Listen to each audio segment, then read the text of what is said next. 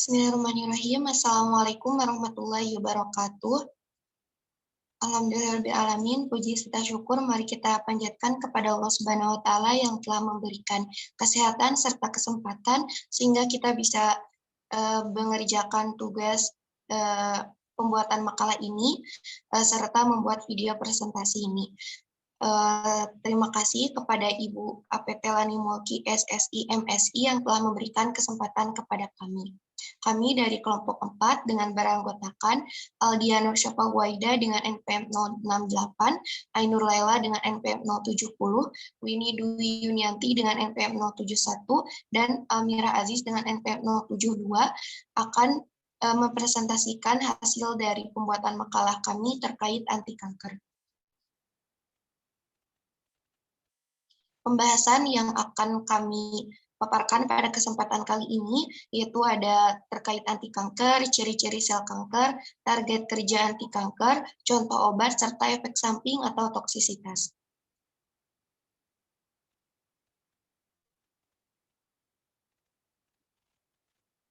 Pengobatan kanker ini mulai dikenal pada tahun 1941. Kanker merupakan suatu penyakit atau pertumbuhan ganas yang dapat terjadi baik itu pada manusia, hewan, ataupun tanaman.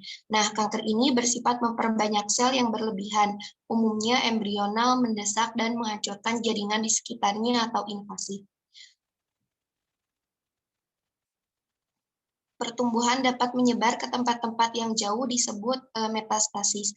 Sel normal yang dapat menjadi ganas diperkirakan dapat terjadi karena adanya gangguan mekanisme pengaturan pembelahan dan hemostasis. Suatu karsinoma mamae baru diketahui setelah berukuran kurang lebih 1 cm. Massa tumor tersebut mengandung 109 sel dan sudah membelah kurang lebih 30 kali. Metastasis sudah terjadi ketika vaskularisasi massa tumor meningkat pada ukuran kurang dari 3 mm. Untuk pengobatan kanker ini secara medis selama ini dilakukan melalui pembedahan atau operasi, penyinaran atau radiasi, serta terapi kimia atau kemoterapi. Selanjutnya akan dipaparkan oleh Aldia.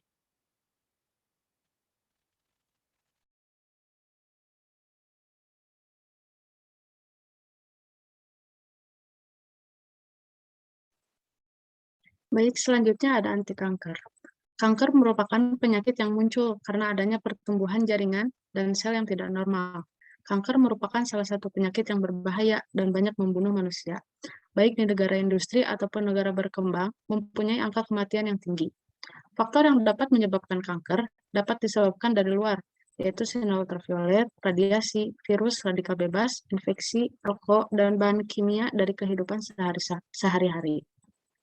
Namun, kanker juga dapat disebabkan oleh faktor genetik, hormonal, kejiwaan, dan antibodi. Next.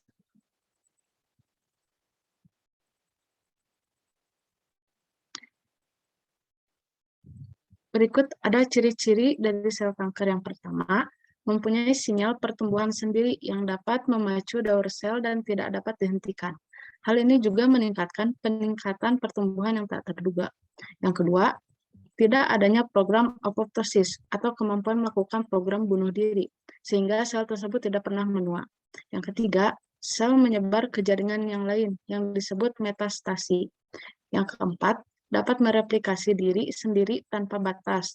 Dan yang kelima, memiliki kemampuan untuk angiogenesis atau pembentukan pembuluh darah. Selanjutnya akan dilanjutkan oleh Winnie. Kemudian selanjutnya target kerja anti kanker.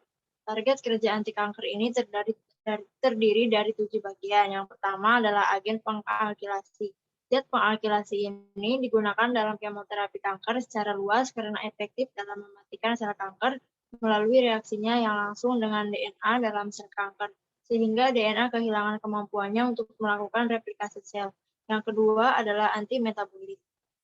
Anti-metabolit ini mempunyai mekanisme senyawa anti kanker golongan anti-metabolit yang bekerja sebagai antagonis asam folat, purin, dan pirimidin.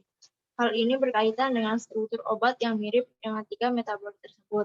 Kemudian yang ketiga adalah agen antitubulin. Agen antitubulin menghambat siklus sel pada masa pada fase mitosis sel dengan cara terikat pada protein mikrotubulus yang penting dalam pembentukan spindle. Kemudian yang keempat adalah senyawa logam. Senyawa logam merupakan obat sitotoksik golongan logam, yaitu logam platinum. Mekanisme kerjanya dengan cara perikatan silang dengan rantai ganda DNA dan memiliki efek menyerupai alkilator. Yang kelima adalah golongan antibiotik. Senyawa golongan antibiotik bekerja melalui mekanisme interkalasi pada pasangan basa. Hal tersebut menyebabkan terpotongnya untai DNA dan mengganggu replikasi sel. Yang keenam adalah terapi hormon.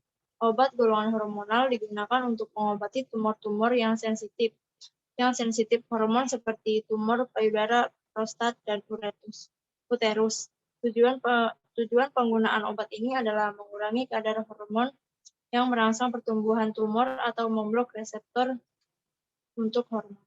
Dan yang ketujuh adalah imunoterapi. Imunoterapi digunakan sebagai terapi ajupan, yaitu kemoterapi yang diberikan sesudah operasi untuk membunuh sel yang telah bermetastasis. Mekanisme kerjanya dengan cara meningkatkan sistem imun tubuh yang dapat menghancurkan sel kanker. Kemudian selanjutnya akan disampaikan oleh Almira.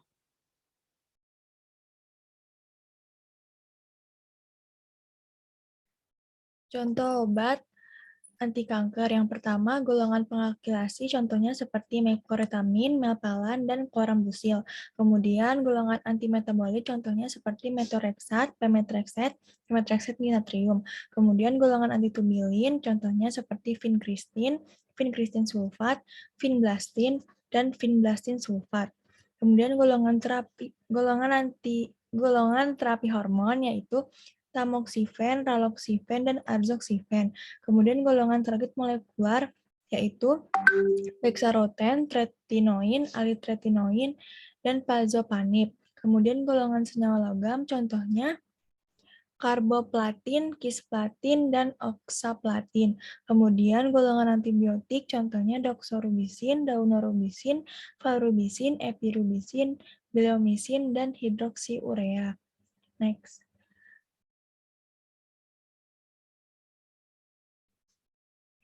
Efek samping obat atau toksisitas.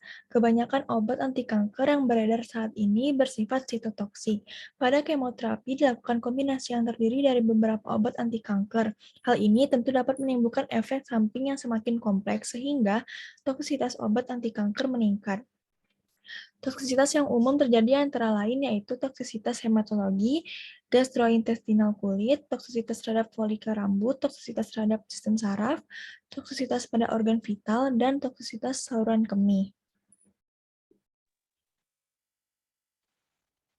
Jadi kesimpulannya, kanker muncul dari lesi genetik yang menyebabkan pertumbuhan atau pembelahan sel yang berlebihan, yang tidak diiringi dengan kematian sel yang adekuat. Kegagalan diferensiasi seluler menyebabkan perubahan posisi seluler dan kapasitas untuk berproliferasi. Anti kanker merupakan suatu obat yang digunakan untuk membunuh atau menghambat mekanisme proliferasi sel kanker, sehingga strategi untuk pengobatan obat kanker adalah dengan menemukan senyawa-senyawa yang mendasarkan pada target aksinya pada gen-gen pengatur pertumbuhan atau proliferasi sel. Berikut beberapa sumber yang kami gunakan dalam pembuatan makalah ini. Sekian yang dapat kami sampaikan. Mohon maaf apabila masih banyak kekurangan. Terima kasih. Wassalamualaikum warahmatullahi wabarakatuh.